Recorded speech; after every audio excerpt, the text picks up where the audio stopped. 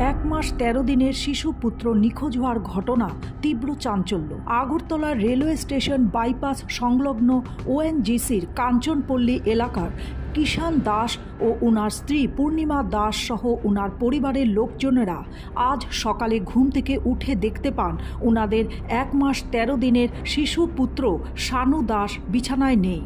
এই খবর গোটা এলাকায় চাউর হতেই এলাকাবাসীরা তাদের বাড়িতে এসে জড়ো হন এবং পুলিশকেও খবর দেওয়া হয়। পুলিশ এসে শিশু পুত্রকে উদ্ধার করার জন্য ইতিমধ্যে তল্লাশিতে নেমে পড়েছে। 1 মাস 13 দিনের শিশু পুত্রকে না পেয়ে কোলে আরেক শিশুকে নিয়ে কান্নায় ভেঙে পড়েছেন মা পূর্ণিমা দাস। এদিকে 1 মাস 13 দিনের শিশু নিখোঁজ হওয়ার ঘটনা গোটা এলাকায় তীব্র চাঞ্চল্য ছড়িয়ে পড়েছে।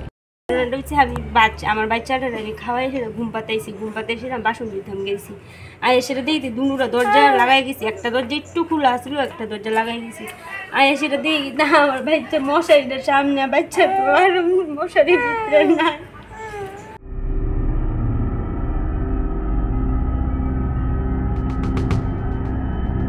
ত্রিপুরা থেকে বিক্রম কর্মকারের রিপোর্ট, ইউ বাংলা।